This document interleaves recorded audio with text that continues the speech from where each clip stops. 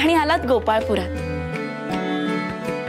नाथा याच प्रसंगाला म्हणतो कसा, गाई गोपाळांचा मेळा गोपाळपुरी ठेविला, आपण गोपवेशधरी एका जनार्दनी श्रीहरी।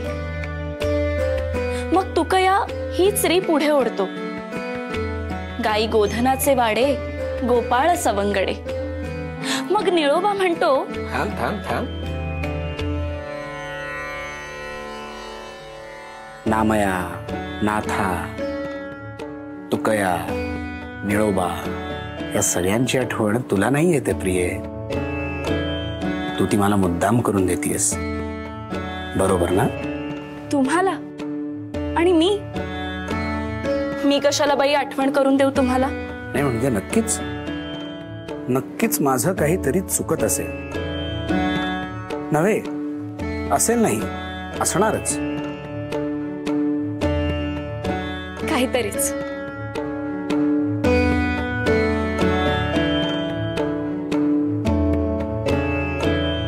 बरं सांगते, जो नवलक्ष गोधन घेऊन आलाय त्याला गाय वासरांचं हंबरणं अस्वस्थ करणार नाही हे शक्यच नाही, पण वरतून आपल्याला त्रास होतोय हे दाखवायचं नाही, कायम हसतमुख राहायचं।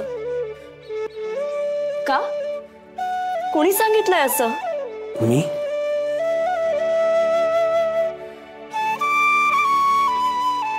नाही म्हणजे त्रास हा कोणालाही होणारच ना, ज्याला काळीज आहे त्याला त्रास तर होणारच। हो ना, मग असं शून्यात नजर लावून काय साध्य होणार? बाकी सगळं सोडा, पण आपल्या सखूबाईंच्याकडे पाहिलत का? या सगळ्याचा परिणाम तिच्यावर किती होतोय बघा।